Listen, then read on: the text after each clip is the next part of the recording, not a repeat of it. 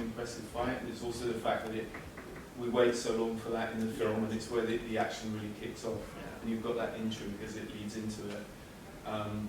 Did you say that you didn't, in the absence of stuntmen, did you double at all for other people, or how did you cope with that? You know, because your student is hit by the car at the end, and it's incredible shot. Yes, so basically the only stunts I didn't do, there was 2 stunts I didn't do, and there was a reason for that.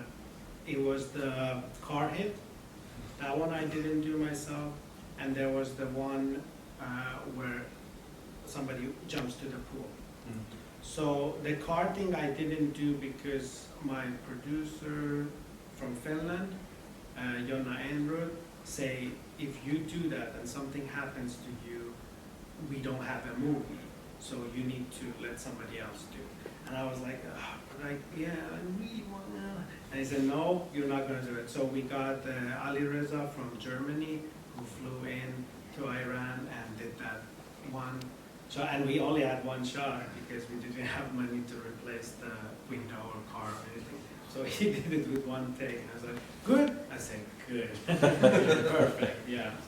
And the second was, like, honestly, I couldn't get wet yet because we had scenes in the back and there was a lot of logistical stuff, so somebody else just jumped in. Like, I want to do it. No, I want to do it. Everybody was like, I want to do it. So how big was your team? Your main stunt team, like 10, 12.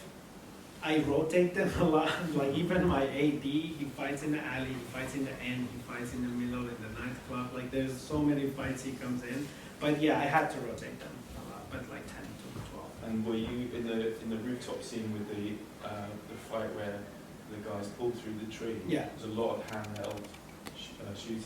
Were you behind the camera as well at times? Did you I was at some, because we had 2 cameras. Sometimes I jumped to our second camera, so with Mark Hobson we did some shots, but mostly I just wanted to have like different style of shooting. And this film, which is so amazing, like has won over I think 15, 18 cinematography awards like around the world. In Australia we won the Australia Cinematographer Society prize and all of that. So we try to do different styles for different fights and so on. But yeah. And the soundtrack as well is part of it. Yes, the tension is held by the music. Yes. We had Greg Dombrisky who composed the whole music, and I found him in YouTube. And when I told him my vision, I want to mix some Middle Eastern elements to Western and have these strings and all of that, so he immediately got it. And we have actually the soundtrack of the movie coming out next week in Spotify and all those places. But yeah, music was a big part of it, and we actually recorded like Persian instruments and singers, vocalists to come in and make the soundtrack work. Fantastic. Can I ask you about the writing? Because you said earlier you needed the permission, your script had to be checked out.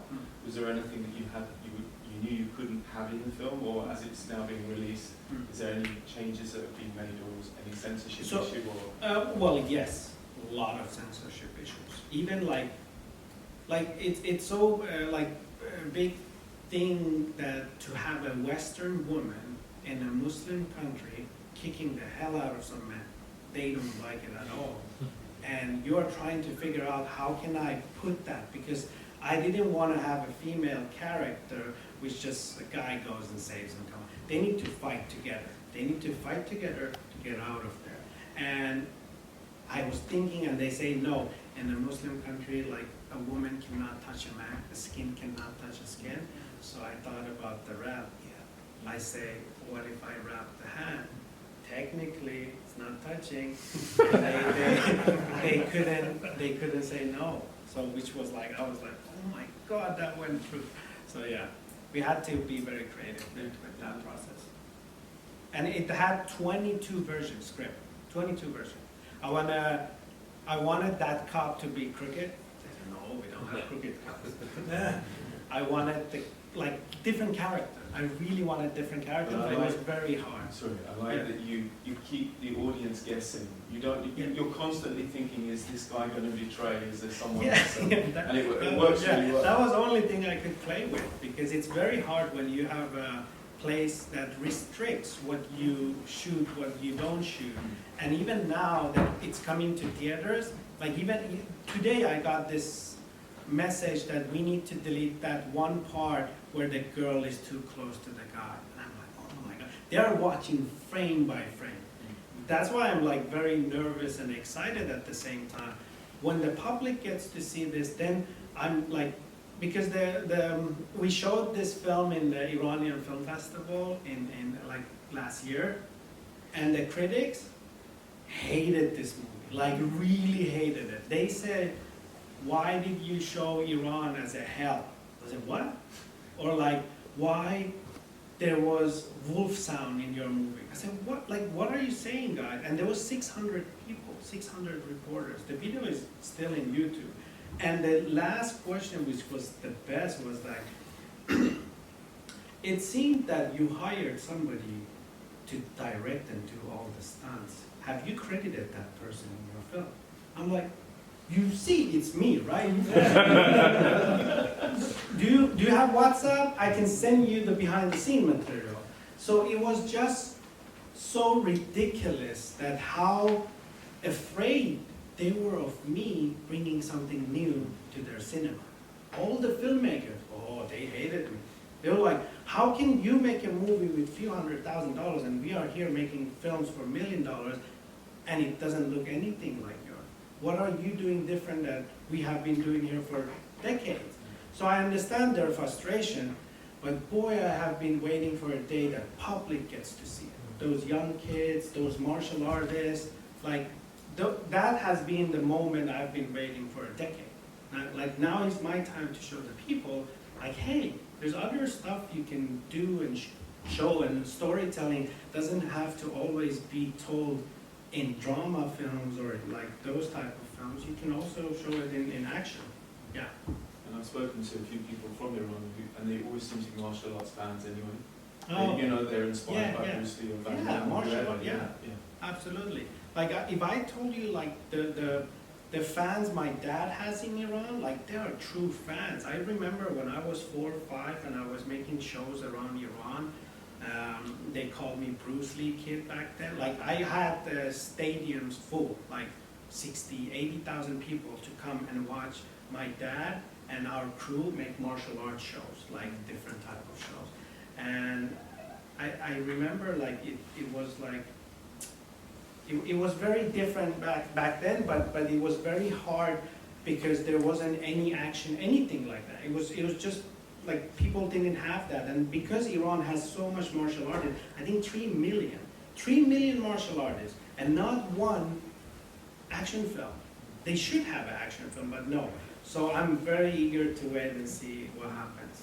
So it's a hit or a miss, but well, I think we can all agree here the film is a triumph regardless of what happens. It's an amazing achievement, and I think there's some filmmakers here who should be very inspired by your story. Oh, thank you.